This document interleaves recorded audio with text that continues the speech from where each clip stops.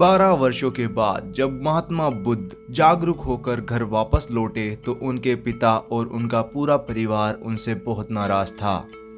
बुद्ध के पिता ने कहा, अभी भी तुझे क्षमा कर सकता हूँ, ये सब छोड़कर संभाल ले ये राजपाट। यद्यपि तुम्हारा दोष क्षमा करने योग्य नहीं, लेकिन पिता का हृदय है, क्षमा कर दूंगा।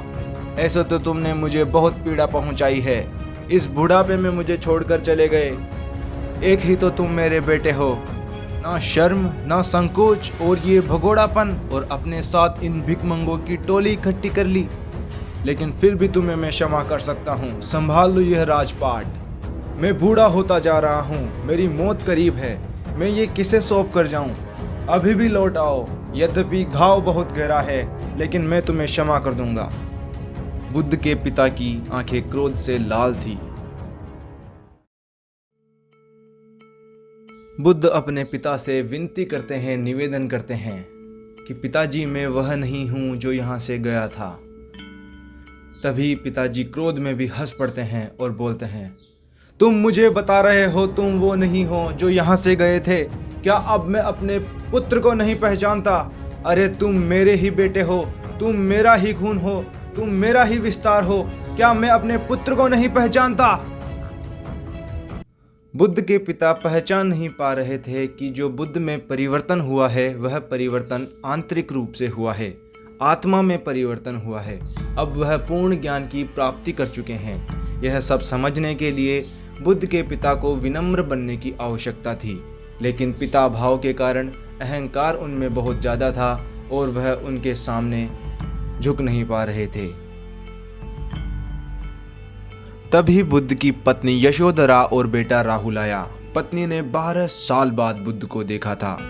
12 साल में यशोधरा ने बुद्ध के जाने की शिकायत किसी से भी नहीं की थी। आखिर यशोधरा शतरानी थी, मजबूत थी, किसी से कभी कोई शिकायत नहीं की थी, कभी दुख भी प्रकट नहीं किया था, आंसू की एक बूंद नहीं निकली थी। सारा दुख पी गई थी, जहर पी गई थी, लेकिन जहर कंठ तक भरा था। 12 साल बाद जैसे ही बुद्ध को पहली बार देखा, बुद्ध पर वह भूखी शेरनी की तरह टूट पड़ी, निंदा करने लगी, भला बुरा कहने लगी और व्यंग करने लगी। यशोधरा अपने पुत्र से कहती है, ये देख, ये है तेरे पिताजी। तू हमेशा पूछता था मेरे से, मेरे पिताजी कहाँ हैं? ये है तेरे पिताजी, यही है वह सज्जन जो तुझे और मुझे अकेला छोड़ गए, एकदम असहाय। जा मांग ले इनसे अपनी संपदा।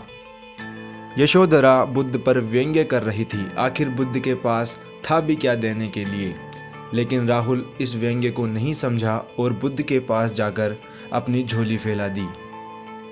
बुद्ध के पिता और यशोधरा नहीं समझ पा रहे थे कि बुद्ध वह व्यक्ति नहीं है जो यहाँ से गए थे। बुद्ध आंतरिक रूप से पूर्णतया परिवर्तित हो चुके हैं, लेकिन यह समझने के लिए उन्हें झुकना पड़ता। पिता झुकना नहीं चाहते, अहंकार मन में है। वह गौतम को माफ करने में ही उपकार मान रहे हैं, तो वह भला कैसे झुक जाएं? लेकिन राहुल छोटा था, तो वह झुका। राहुल गौतम बुद्ध से कहता है, अगर आप ही मेरे पिता हैं तो मुझे अपना अधिकार दीजिए। गौतम बुद्ध हंसे और बोले, शायद तुम समझ जाओ बेटा, पिताजी तो सुनने को तैयार नहीं, क्या पता पुत्र ही समझ जाए। गौतम ने अपना भिक्षा पात्र राहुल को दे दिया और बोले, राहुल, ये तुम्हारी दीक्षा हुई और आज से तुम संन्यास्त हुए। मेरे पास तुम्हें देने के लिए कोई सोना चांदी हीरे जवाहरात तो नहीं है, लेकिन मेरे पास जो है वह सब आत्मा का है, वह सब आंतरिक मन का है।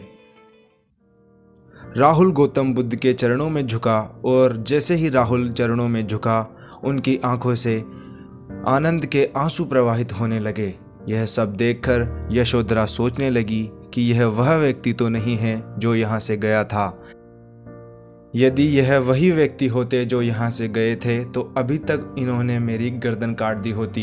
इतनी निंदा और इतनी गालियाँ देने के बाद भी यह एकदम शांत खड़े हैं, जैसे इन पर कोई फूल बरसा रहा हो। यह सच में वह व्यक्ति नहीं है। और यह सोचकर यशोधरा झुकी और उन्हें भी आनंद की प्राप्ति हुई। यह सब देखकर पूरा परिवार झुका। तो दोस्तों ये कहानी थी जब गौतम बुद्ध 12 वर्ष बाद अपने घर लौटे। आपको यह वीडियो कैसा लगा हमें कमेंट बॉक्स में ज़रूर बताएं और चैनल को सब्सक्राइब करके बेल आइकन दबा लें ताकि नए वीडियोस की अपडेट आपको मिलती रहे। धन्यवाद।